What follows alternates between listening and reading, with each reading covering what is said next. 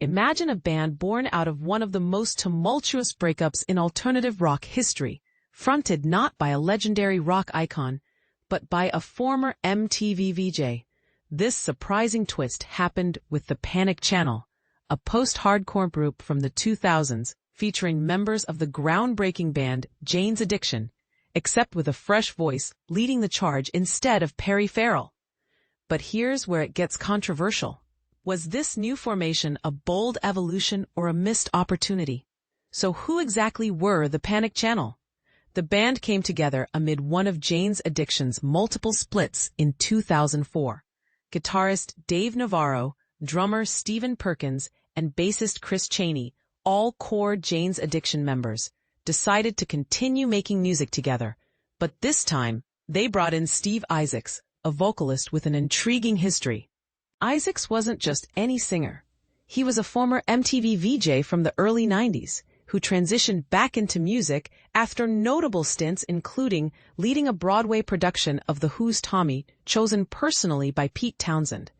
After fronting the band Skycycle, which enjoyed a brief major label deal but eventually fractured by 2000, Isaacs performed solo acoustic sets in Hollywood. A mutual acquaintance introduced him to Navarro, Perkins, and Chaney, sparking the beginning of the Panic Channel. Dave Navarro explained the band's name as a reflection on media-induced anxiety. He elaborated that their music was about harnessing that inner and outer panic, like channeling chaos into something concrete and creative. This artistic vision set the tone for their work together. When Jane's Addiction was on pause, the Panic Channel became the main focus. In 2006, they signed with Capitol Records and released their only album titled On. The record produced 2 singles, Why Cry, which peaked at number 33 on the alternative airplay chart and reached 39 on mainstream rock, and Tea House of the Spirits, a heavier rock track accompanied by a video aimed to boost their online presence. Although the album reached just number 110 on the Billboard 200, a modest showing, it sparked a respectable touring cycle.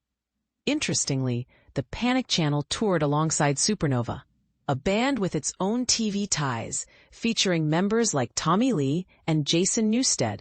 Navarro himself had been a co-host on the Rockstar Supernova TV series, tying these acts in a unique web of media and music crossover.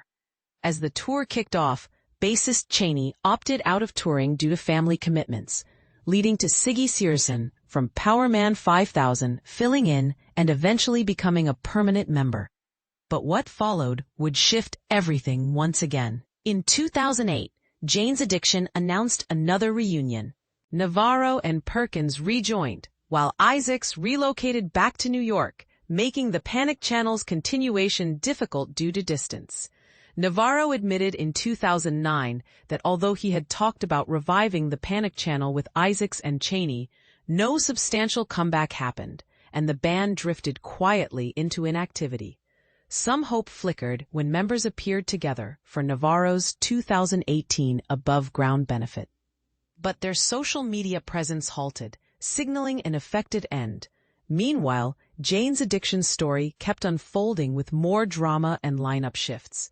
In 2008, Navarro and Perkins returned alongside original bassist Eric Avery, who rejoined after years away. The band toured with heavyweights like 9 Inch Nails and put out a box set celebrating their legacy. By 2010, Avery left again, replaced briefly by Guns N' Roses bassist Duff McKagan, who stopped touring partway through. His replacement on the road was Dave Sitek from TV on the Radio. Amazingly, Avery returned in 2022, ending a 12-year absence, and the band released Imminent Redemption, their first new single from the original 4 core members in decades. But just when hope seemed restored, tensions exploded during their 2024 tour with a highly publicized onstage fight between Perry Farrell and Dave Navarro in Boston. The incident led to immediate tour cancellation and scrapped plans for new music, with public apologies from both sides.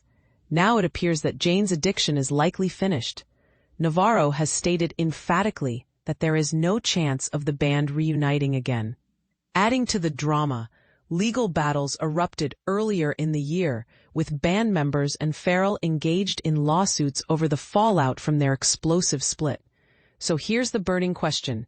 Did the Panic Channel represent a creative phoenix rising from Jane's Addiction's ashes? Or was it a sidelined experiment overshadowed by ongoing tensions within the original band? And what does Jane's Addiction's volatile history say about the challenges of maintaining creative partnerships in rock's high-pressure spotlight? Are such explosive dynamics inevitable in bands that have shaped generations? We'd love to hear your take. Do you think these breakups were necessary for personal growth or tragic losses for music fans? Let the debate begin.